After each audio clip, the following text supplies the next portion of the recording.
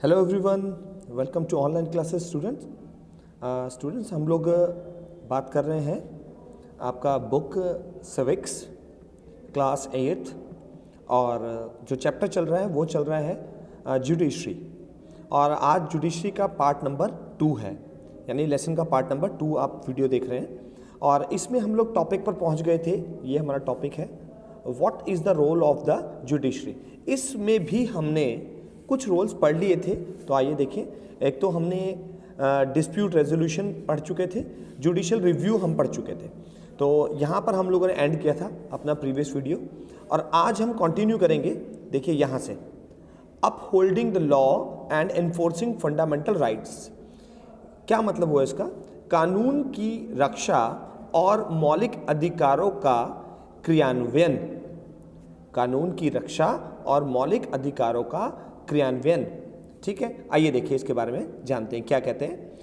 Every citizen of India can approach the supreme court और the high court if they believe that their fundamental rights have been violated. कहने का मतलब क्या है कि हमारे देश में प्रत्येक नागरिक, जो हमारे देश का नागरिक है, उसको ये पूरा अधिकार है कि वो अगर उसके मूलभूत अधिकार फंडामेंटल राइट्स का उल्लंघन हो रहा हो, अगर वो तोड़े जा रहे हों किसी के द्वारा, ठीक है, तो वो उसको पूरा अधिकार है कि वो हाई कोर्ट या सुप्रीम कोर्ट में जा सकता है।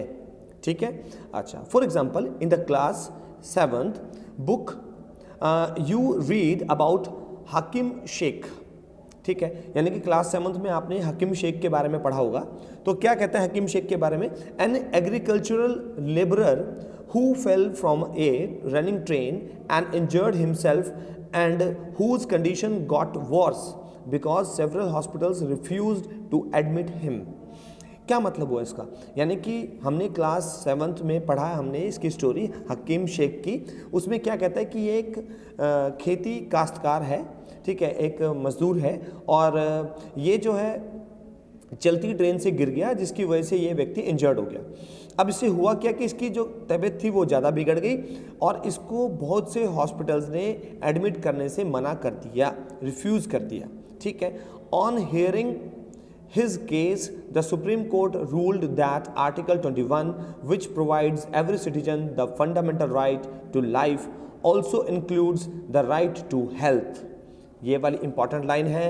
क्या मतलब हुआ कि सुप्रीम कोर्ट ने आर्टिकल 21 का हवाला दिया, ठीक है, तो उसमें लिखा है कि प्रत्येक व्यक्ति जो कि भारत का नागरिक है, ठीक है, उसके फंडामेंटल राइट्स और उसके जीवन, ठीक है, का जो राइट है उसको हेल्थ का भी राइट है। यानी कि आर्टिकल नंबर 21 कहता है कि प्रत्येक व्यक्ति को मूलभूत अधिकार है और जिसके माध्यम से उसको उसके जीने का अधिकार है और उसको स्वस्थ रहने का अधिकार है। ठीक है, ये आर्टिकल 21 कहता है हमारे संविधान का।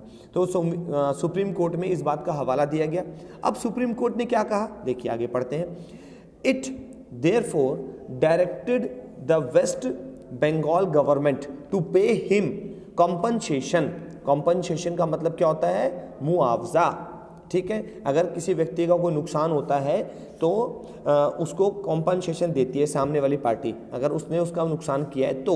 जैसे अगर आपका कोई रोड एक्सीडेंट हो जाता है, ठीक है, तो आपको हो सकता है कि जिसने वो एक्सीडेंट किया है वो आपको कॉम्पनसेशन दे। जैसे आप रोडवेज की बस में जाते हो या आप रेलवेज में जाते हो, ट्रेन में जाते हो, कभी एक्सीडेंट हो जाता है, कोई दुर्घटना हो जाती है, तो सरकार उसमें कॉम्पनसेशन के रूप में यात्रियों को पैसा देती है, यानी मुआवजा देती है।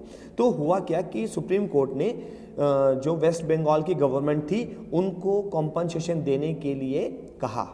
For the loss suffered as well as to come up with a blueprint for primary health care with particular reference to treatment of patients during an emergency।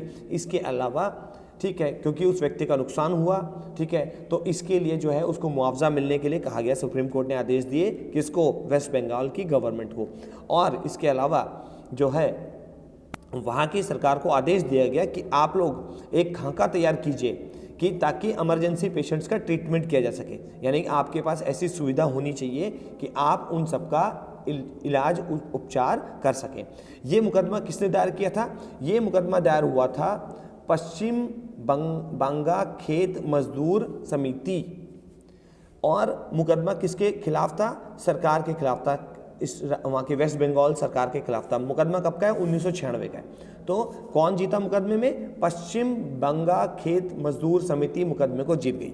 ठीक है, अच्छा। With the help of your teacher fill in the blank spaces in the table below, यानी कि आप जो है इसको भर सकते हैं। ठीक है, देखिए कौन कौन से हैं यहाँ पे। कुछ डिस्प्यूटेड के एग्जाम्पल दिए हुए हैं, जैसे कि dispute between centre and the state. तो ऐसा कोई एग्जाम्पल हमें बताना है, जैसे कि कुछ राज्यों के बीच में जीएसटी को लेकर के स्टेट गवर्नमेंट और साथ में सेंट्रल गवर्नमेंट के बीच में मतभेद रहता है। ठीक है, तो ये मुकदमे सुप्रीम कोर्ट में चले जाते हैं। इसके अलावा डिस्प्यूट बिटवीन टू स्टेट्स, दो राज्यों के बीच में कोई ऐसा उदाहरण हमें बताना है, जैसे मैं आपको बता देता हूँ, पंजाब और हरियाणा के बीच में पानी को लेकर के पानी के बंटवारे को लेकर के झगड़ा, तो ये मुकदमा भी कोर्ट में विचाराधीन है। अच्छा, उसके अलावा the girls do not get to play basketball because the boys are a majority in class. इसके बारे में हमने अपने प्रीवियस जो हमारे लेसन्स थे सिविक्स के, उसमें पढ़ा था। ठीक है, ये भी एग्जाम्पल हम लोगों ने पढ़ा है कि हम मेजोरिटी लड़कियों की कम है और लड़कों की ज़्यादा है। ठीक है, तो वो लड़के उनको बास्केटबॉल खेलने नहीं दे रहे। ठीक है, अच्छा। इसके अलावा डिस्प्यूट बिटवीन टू सिटीजन्स, इसके तो आम बात है, ये तो बहुत सारे मुकदमे हो सकते हैं दो नागरिकों के बीच में। ठीक है, मुकदमा laws that are in violation of the constitution, यानी कि कहीं पर ऐसा हो रहा हो कि संविधान को तोड़ा जा रहा हो, तो उसके खिलाफ भी मुकदमा। तो कहने का मतलब क्या है, ये आपने एग्जाम्पल ढूंढने, दो बातें मैंने आपको बताई दी हैं, तीन बातें बल्कि, कि जीएसटी को लेकर के दो राज्यों के बीच में मुकदमे। ठीक है, आप स्टेट्स के नाम फाइंड आउट करिएगा, कुछ ना कुछ आपको जरूर मिल जाएंगे। सेंट्रल गवर्नमेंट और स्टेट गवर्नमेंट के बीच में ऐसा होता रहता है, जीएसटी को लेकर के या सेल टैक्स को लेकर के। इसके अलावा हरियाणा और आपका पंजाब के बीच में हाई कोर्ट में मुकदमा विचाराधीन है पानी के बंटवारे को लेकर के। ठीक है, अच्छा। तो इस तरीके के एग्जाम्पल्स हमें देखने को मिलते हैं, और भी आप एग्जाम्पल अपनी तरफ से फाइंड आउट कर सकते हैं। अच्छा, उसके बाद देखिए, do you think that an ordinary citizen stands a chance against a politician in this kind of judicial system, why not? कह रहा है कि यदि हमारे देश की जो न्यायिक व्यवस्था है, क्या ऐसे में एक आम नागरिक को किसी मजबूत जो नेता है उसके खिलाफ न्याय मिलेगा? नहीं मिलेगा तो क्यों नहीं मिलेगा, आपको बताना है। ठीक है, वैसे मैं आपको क्लियर कर दूं कि हमारा देश एक डेमोक्रेटिक कंट्री है। ठीक है, हम लोकतांत्रिक देश है। हमारे देश में जो पावर्स हैं वो राष्ट्रपति के हाथ में है। ठीक है, और हाई कोर्ट के, सुप्रीम कोर्ट के जजेस के हाथ में होती है। तो ये जो भी पॉलिटिशियंस हैं या कुछ भी है, वो सब इनसे नीचे आते हैं। ठीक है, तो अगर कोर्ट चाहेगा तो उनको भी सज़ा दे सकता है। ठीक है, अच्छा, ये मैंने आपकी इन्फॉर्मेशन के लिए बता दिया। आगे देखते हैं, what is an independent judiciary? स्वतंत्र न्यायपालिका क्या है? ठीक है, इंपॉर्टेंट टॉपिक है। ठीक है, स्वतंत्र न्यायपालिका क्या है, आइए देखते हैं। इमेजिन ए सिचुएशन, ठीक है, in which a powerful politician has encroached on land belonging to your family, यानी कि ऐसा आप एक मन में सोचिए, ऐसा सोचिए कि एक बहुत मजबूत एक पॉलिटिशियन है। ठीक है, अच्छा, नेता है, जो कि अपनी पावर के वजह से आपकी ज़मीन हथिया लेना चाहता है। ठीक है, within this judicial system the politician has the power to appoint and dismiss a जज from his office. When you take this case to court the जज is clearly partial to the politician. सोचिए कि यदि politician को पूरी power हो कि वो जज को अपॉइंट कर सकता है और उसको निकाल सकता है। ठीक है, अच्छा, तो सोचिए कि जज तो कभी भी, ठीक है, पॉलिटिशियन के खिलाफ फैसला कभी देगा ही नहीं। ठीक है, वो तो पॉलिटिशियन के फेवर में ही देगा, तो ये तो इम्पार्शियल हो जाएगा, है कि इम्पार्शियलिटी हो जाएगी। अच्छा, तो सोचिए अगर ऐसी व्यवस्था हो, न्यायिक व्यवस्था हो, तो क्या होगा आम लोगों के साथ। ठीक है, इसीलिए जुडिशरी सिस्टम का इंडिपेंडेंट होना बहुत ज़रूरी है। ठीक है, देखिए, the control that the politician holds over the जज does not allow for the जज to take an independent decision. कहता है कि यदि पॉलिटिशियन का होल्ड होगा जज के ऊपर, ठीक है, तो जज कभी भी इंडिपेंडेंट डिसीजन ले ही नहीं पाएगा। This lack of independence would force the जज to make all judgement in favour of the politician. और इस पावर के चलते यदि जज को सीट से हटाने की पावर पॉलिटिशियन के पास आ जाए तो इस वजह से जज कभी भी स्वतंत्र न्याय नहीं दे पाएंगे। ठीक है, और वो अपना न्याय किसके फेवर में देंगे? हमेशा पॉलिटिशियन के फेवर में ही देंगे। Although we often hear of rich and powerful people in India trying to influence the judicial process, the Indian Constitution protects against this kind of situation by providing for the independence of the judiciary। कहते हैं कि इस तरीके से तो प्रत्येक जो भारत का पावरफुल व्यक्ति है, ठीक है, वो जो है क्या करेगा कि वो तो है जुडिशरी का इस्तेमाल करके उस पर असर डाल के, ठीक है, और जो है अपने फेवर वाली कंडीशंस क्रिएट कर लेगा और न्यायपालिका को इंडिपेंडेंट काम करने नहीं देगा। ठीक है, अगर ऐसा होता है तो यानी कि अगर जज पॉलिटिशियन के अंडर में आ जाए तो ऐसा हो सकता है। One aspect of this independence is the separation of powers, मगर हमारे देश में ऐसा नहीं है। हमारे देश में इसलिए नहीं है क्योंकि हमारे देश में पावर्स को अलग अलग किया गया है। कैसे? देखिए किस किस के पावर्स को अलग किया गया है। This as you read in chapter 1, आपने चैप्टर 1 में पढ़ा है, सिविक्स के चैप्टर 1 में हम पढ़ के आ चुके हैं। इज ए की फीचर ऑफ द कॉन्स्टिट्यूशन, हमारे देश में जो पावर है, ठीक है, उनको सेपरेट आउट किया हुआ है। ठीक है, न्यायिक पावर अलग है और वर्किंग पावर अलग है, तो इन दोनों पावर्स को अलग अलग कर दिया गया। अच्छा, यही हमारे देश का सबसे जो हमारे संविधान है उस संविधान का मुख्य पहलू है, यानी कि मुख्य बिंदु भी है।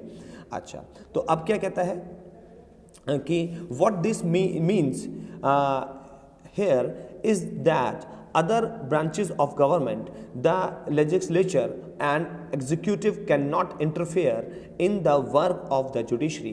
इसीलिए हमारा संविधान के मुताबिक जो गवर्नमेंट की जो अन्य शाखाएं हैं, यानी सरकार जो है वो क्या बोलते हैं कि विधायिका और कार्यपालिका, ठीक है, ये भी जो है जुडिशरी सिस्टम पर असर नहीं डाल सकते। मैंने कहा ना आपको, विधायिका और कार्यपालिका अलग होते हैं और न्यायपालिका अलग होता है। ये अलग अलग किए हुए हैं, ये पावर्स को अलग अलग कर दिया गया। तो विधायिका और कार्यपालिका जुडिशरी सिस्टम पर असर नहीं डाल सकते। यही हमारे कॉन्स्टिट्यूशन की यानी कि हमारे संविधान की मुख्य बात है, मेन बात यही है। आगे देखिए क्या कहता है, the courts are not under the government and do not act on their behalf. ये वाली लाइन को अंडरलाइन करिएगा, ठीक है, यहां से देखिए, the court are not under the government and do not act on their behalf, यानी कोर्ट जो होते हैं वो गवर्नमेंट के अंडर में नहीं होते, ना ही उनके हक में फैसला सुनाते हैं। कोर्ट इंडिपेंडेंट होते हैं। For the above separation to work, अच्छा चलिए एक आपको पहले होमवर्क दे देता हूँ, क्योंकि वीडियो एंड होने से पहले तो आपने 2 वर्ड्स के मीनिंग बताने हैं। पहला वर्ड तो आपने बताना है कॉम्पनसेशन, ठीक है, और दूसरा वर्ड का मीनिंग आपने बताना है लेजिस्लेचर, ठीक है, सेकंड वर्ड है, और फर्स्ट वर्ड है कॉम्पनसेशन, ठीक है, इन दोनों के मीनिंग बताइएगा। चलिए आगे चलते हैं। For the above separation to work well, it is also crucial that all judges in the high courts as well as the Supreme Court are appointed with very little interference from these other branches of government। यानी कि हमारे देश में ये बड़ा महत्वपूर्ण है, या फिर संविधान के अंदर ये बहुत महत्वपूर्ण हो जाता है कि जो जजेस हैं और जो हाई कोर्ट के जजेस हैं उनकी जो अपॉइंटमेंट है वो सरकार ना करे, यानी नेता ना करे, ठीक है। अच्छा, तो सरकार इसमें कोई एक नेता के हाथ में ये काम नहीं होना चाहिए, कहने का मतलब ये है। अच्छा, once appointed to this office it is also very difficult to remove a जज। इसके अलावा जज को अपॉइंट करना और रिमूव करना भी बहुत बहुत मुश्किल हो जाता है यदि हमारे देश में कोई जज एक बार अपॉइंट कर लिया जाता है तो। अब मैं आपको बता देता हूँ आपके नॉलेज के लिए कि सबसे पहले जो सुप्रीम कोर्ट के जज होते हैं उनका अपॉइंटमेंट किया जाता है, तो उसके लिए जो हमारे देश की जो पार्लियामेंट है वहाँ पर जिसको भी अपॉइंट करना होता है उस जज का सभी मिलकर के वोटिंग करते हैं, और वोटिंग करके, और वो लोग कौन है? मेंबर ऑफ पार्लियामेंट से। वो मेंबर ऑफ पार्लियामेंट कहाँ से आए? हमारे द्वारा चुन के भेजे गए लोग हैं। तो हमारे द्वारा चुने गए लोग ही जा करके वहाँ पर फिर सिलेक्शन करते हैं, और फिर उसमें 2/3, ठीक है, इतना यानी कि 2/3 बहुमत होना चाहिए, तब जाकर के उस जज के नाम का फैसला होता है। और जो जज अपॉइंट किए जाते हैं उन जजेस को बाद में फिर अप्रूवल देते हैं हमारे राष्ट्रपति, ठीक है। अच्छा, यदि राष्ट्रपति चाहें तो वो कैंसिल भी कर सकते हैं, ठीक है। प्रेसिडेंट अगर चाहेंगे तो उनको नहीं चुना जाएगा, ठीक है। इसके अलावा सिर्फ राष्ट्रपति को पावर है कि वो हटा सकते हैं। अच्छा, तो ये हो गया आपका। उसके बाद जितने भी नीचे जजेस आते हैं, तो हाई कोर्ट के जज हो गए, डिस्ट्रिक्ट कोर्ट के जज हो गए, तो उनका अपॉइंटमेंट फिर सुप्रीम कोर्ट के जजेस करते हैं, यानी कि वहाँ से फिर आगे अंडर में, ठीक है, मतलब वो उनके अंडर में काम करते हैं। तो हाई कोर्ट के नीचे अंडर में कौन आ गया?